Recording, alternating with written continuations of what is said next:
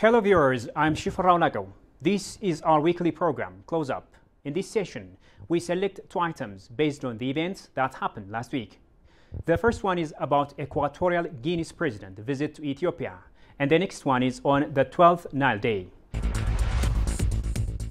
Equatorial Guinea's President Teodoro Obiang, accompanied by his senior government bodies and business persons, paid 3 days official visit here and conferred with Ethiopian President Dr. Mulatu Teshome and Premier Hailemariam Desalegn, dealing with issues of common interest. The business delegation also conferred with his Ethiopian counterparts to enhance trade and investment ties between the two countries. President Obiang and his team also visited an industry park development which he said is worthy to be imitated by his country. Our reporter Zariun Getachew has included many more issues like tourism and military cooperation in his story, which Daniel Kazawan presents. Take a look.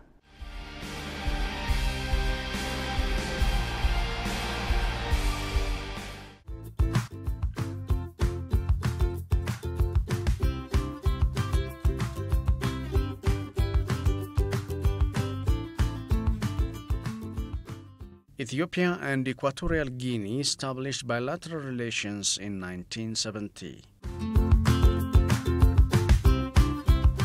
Desire to improve their bilateral relationship to the next high level, the two governments officially convened to highlight opportunities in a range of sectors.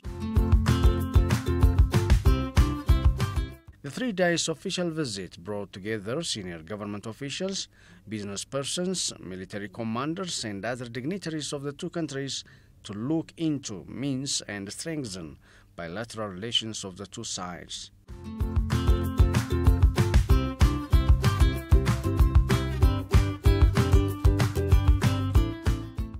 Equatorial Guinea's President Obiang was offered a reception by his Ethiopian counterpart, Dr. Mulatu Teshome, at the National Palace. Harnessing the comparative advantage the two countries have in realizing the aspirations in Agenda 2063 of the African Union were the areas the two presidents strongly emphasized on.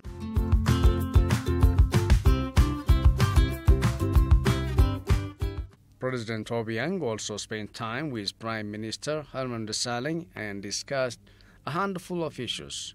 The countries at the juncture have signed agreements in areas including trade, investment, tourism, and capacity building, among others. The agreements which we just signed will help us to bring people-to-people relations to the next high level. And I think as Equatorial Guinea has huge potential to develop, I think the agricultural sector, industrialization, and as well as infrastructure development in Equatorial Guinea is showing great progress. And I think labor exchange between our two countries has immense potential. Un hermano suyo. I would like to express my confidence that the agreements which we have signed today will cement our long-standing relations and benefit both countries. I can assure you that Ethiopia and Guinea will be models in the continent for their unwavering cooperation for the years to come. Sides also agreed for Ethiopia to train military of Equatorial Guinea. As Equatorial Guinea is investing in infrastructure, Ethiopia will provide the required skilled workforce, Hailemariam added. Apart from enhancing bilateral relations, the two nations are also said to have the capacity to jointly benefit the continent at large. As Equatorial Guinea is the most influential country in Central African region, and Ethiopia so do in East Africa region, combined we can make our continent more prosperous and more stable. And therefore, our contribution to our continent will be immense. The Premier went on saying that both Ethiopia and Equatorial Guinea will work to echo African voices at the global level. We have agreed to work very closely on international agenda. And now both of us are members of, non-permanent members of the UN Security Council. And we'll take African agenda together for the terms we have in the United Nations Security Council. President Obiang took the opportunity to commend the Premier over his decision to resign, saying it is worth emulating. Es decir, el sucesor This situation of smooth power transition in Ethiopia could be an ideal model to emulate by all African nations. We're confident that the process will be conducted in a peaceful and democratic manner. We will always be with Ethiopians along the way. The Joint Ministerial Commission meeting of Equatorial Guinea and Ethiopia was also held at Hilton Addis. The session has looked into means to elevate the trade, investment and people-to-people ties between the two countries. Briefing the gathering, Ethiopian Minister for Foreign Affairs Dr. Worqneh Gebeyehu said there are ample opportunities for cooperation between the two countries. The agreements are below our expectations, and hence a lot remains to be done to bring them to the expected level. It is therefore my firm conviction that we should redouble our effort to further enhance our engagements on trade, investment, and people-to-people interaction in order to deepen and solidify our relation and cooperation. Minister for Foreign Affairs and Cooperation of Equatorial Guinea, Ambassador Simon Anguiu, said their visit is important to improve the ties between the two countries. De reforzar aún más nuestra relación, aperturando una sede diplomática en Guinea Ecuatorial. We named and appointed 11 ambassadors to the Federal Democratic Republic of Ethiopia. And therefore we believe in the sense of brotherly cooperation that the Federal Democratic Republic of Ethiopia will deem it fit someday to appoint an ambassador in Equatorial Guinea. Thank you so much. Namaste. Chambers of Commerce of the two signed Memorandum of Understanding to enable them implement the already signed agreements in the fields of air transport, trade, agriculture, investment and experience sharing. I believe that this visit of the President and the forum that we are holding this afternoon will contribute in bringing the business community of the two countries together and better understand the business opportunities available in both countries. This is one of the first time a delegation from a businessman come from Equatorial Guinea. Myself is my first time as a president of the Chamber of Commerce, and I hope that this will not be the first time we were coming here to start to work together with a businessman from Ethiopia.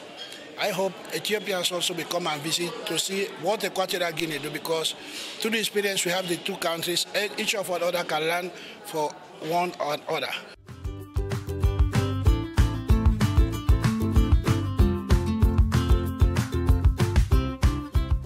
Addis Ababa City Administration has also honored the President of Equatorial Guinea and gave him the key of Addis Ababa. Council Speaker of the Addis Ababa City Administration, Tabor Gebremetin, has handed over the key to the President. He will be the best friend of the city of Addis Ababa.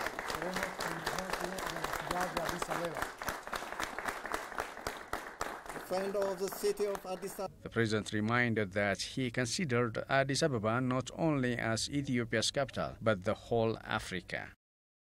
Países africanos porque hemos sufrido el colonialismo. Ethiopia has never been colonized. Your great nation has also great potential, and your sovereignty is recognized. This exceptional aspect has to be scaled up to other nations in Africa. Addis Ababa is not only the capital of Ethiopia, it is also the capital of Africa and continent. We have the seat of the African Union here. In this first official visit of ours, we came fully prepared, and we are about to sign a number of agreements between governments and private sectors for mutual benefit of both nations. Your visit to Ethiopia and Addis Ababa inscribes a progress in our relationship.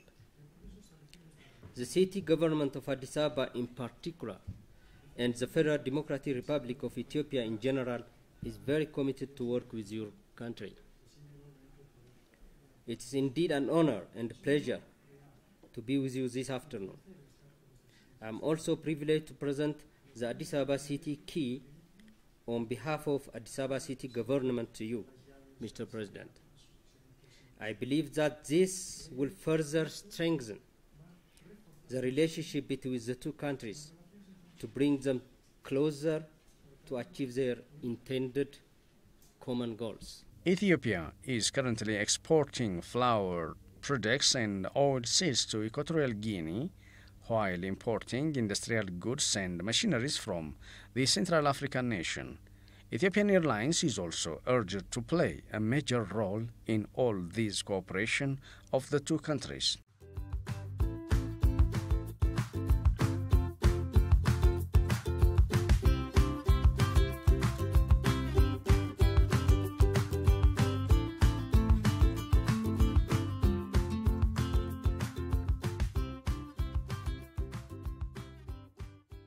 Welcome back. Our next item is on 12th Nile Day. Nile Basin Initiative, established to coordinate riparian countries, is making candid discussions and stepping up efforts for common use of the Nile water.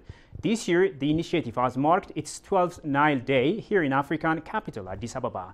At the event held in the UNECA, Ethiopian Minister of Water, Irrigation and Electricity said the initiative has created better awareness on Nile's potential and wise utilization. The session has urged Egypt to raise its participation in Nile Basin Initiative. Keflayesus Ababa has more to tell us about this day celebration in Addis Ababa. Take a look.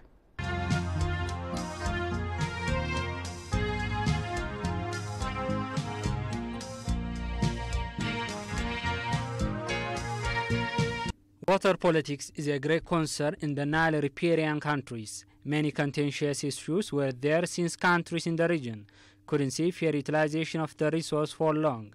But now countries have common ground for the common resource. However, a few countries lack cooperation in the riparian states. Taking this into consideration, Nile Basin Initiative is making candid discussions and stepping up efforts for common use of the Nile.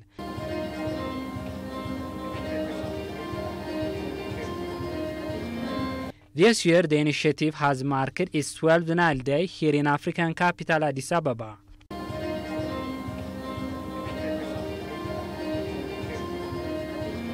Nile, the longest river in the world, crosses 11 countries throughout its journey to flow to Mediterranean Sea.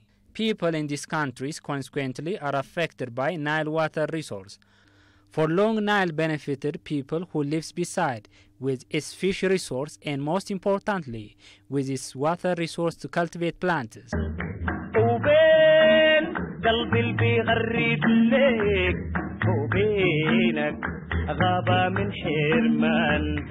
But Nile could have large benefits through electricity and agriculture and help to transform lives of more than 250 million people of the region. These activities, however, needed better cooperation and capacity so as to alter existing minimal utilization. Understanding this, the 1999 established Nile Basin Initiative has been making effort for better cooperation among member countries and thereby increasing investment on Nile.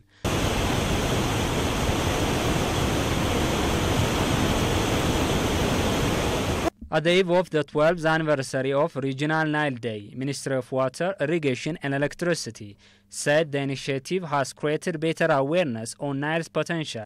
We are increasingly understanding the Nile better, its water scarcity and fragility, the limits to its carrying capacity, the potential to increase water yield and improve efficiency, etc. We have been in the past just discussing about water availability as if it is synonymous to economic water availability. We became to understand more and more water availability doesn't mean water is available for development unless this is managed well. He then said understanding Nile's potential also helped to build confidence among member countries. We have now more confidence in each other. We have more appreciation of each other's needs and vulnerabilities and interdependence of upstream and downstream linkage, and thus of the importance of basin and sub-basin transboundary perspectives in the planning for the Nile. Speaking of the Grand Ethiopian Renaissance Dam, the minister assured its filling phase won't affect its flow to downstream countries. The filling normally happens during wet season, so that when it's going to flood downstream, when there is a lot of water, so that the impact downstream is not creating havoc in the downstream, rather actually retained and stored to raise the water level in the dam. So there are very well optimized filling strategy from the Ethiopia side. So we have to technically sit together and see how we could take this filling and also generate other scenarios if the downstream countries or the consultants could bring additional scenarios.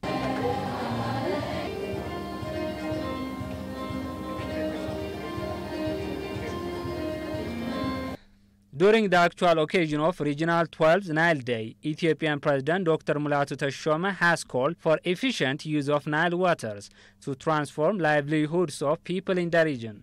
Million people, soon to reach 500 million, are dependent on one common resource, that is the Nile. One has to learn how to use its waters effectively and efficiently, and how to manage and benefit from this common resource responsibly and cooperatively.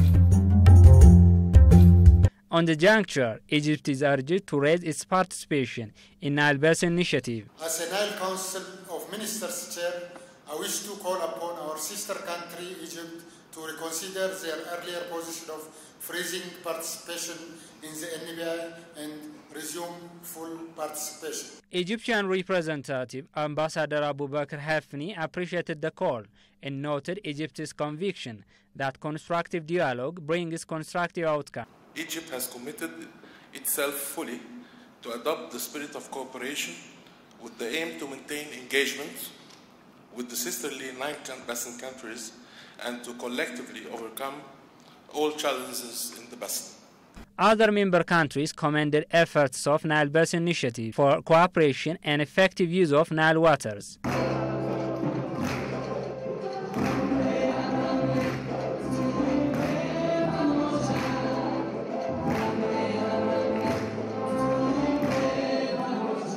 Some members took the opportunity to urge for further investment on Nile, while others, specifically Tanzania, calls other countries to be able to sign Nile Cooperation Framework Agreement and took the initiative to a higher level.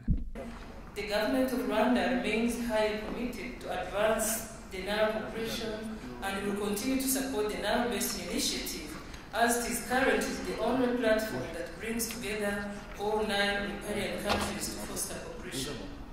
We all believe that it is through cooperation that Nile riparian countries can achieve their vision of sustainable socio-economic development from the shared Nile water resources. I would like, therefore, to challenge the Nile Basin countries to re-examine their commitment for further cooperation and provide the required institutional and financial support for the implementation of the ongoing and planned regional projects being formulated under NBI. The gratitude of the Republic of South Sudan being part of this regional body, the Nile Basin Initiative, which is important to us because of its responsibility of facilitating basin dialogue for confidence and trust building and ensuring that there is peace and security for the benefit of the current and future generation. This is a positive decision that will continue to be remembered and appreciated by all of us in the history of Nile Basin for unity and prosperity of the people of the basin. I also urge all remaining Nile Basin states to ratify the cooperative framework agreement in order to enhance our collaborative effort for sustainable management, equitable utilization, development of our shared water resources of the Nile River. This will also demonstrate to the whole world our seriousness in advancing our cooperation and integration to a higher level. Executive Director of Nile Basin Initiative Secretariat emphasized collective action to result optimal use of the resource. To achieve the optimal utilization and ensure sustainability of the resource, Nile Basin states must act collectively, balancing interests and focusing on common goals at basin level. Nile Basin Initiative advocates cooperation among riparian countries for equitable utilization of Nile River so as to promote socio-economic change in the region.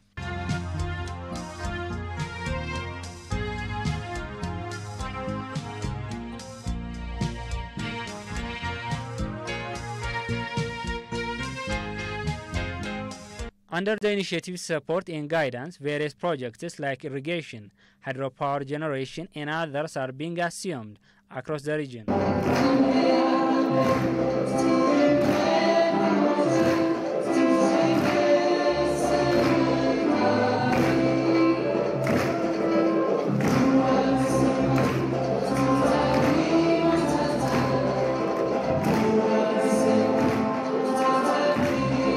That wraps up the program. Well, dear viewers, see you next time with our special close-up on the 122nd anniversary of Adwa victory that will be marked nationally on March 2nd.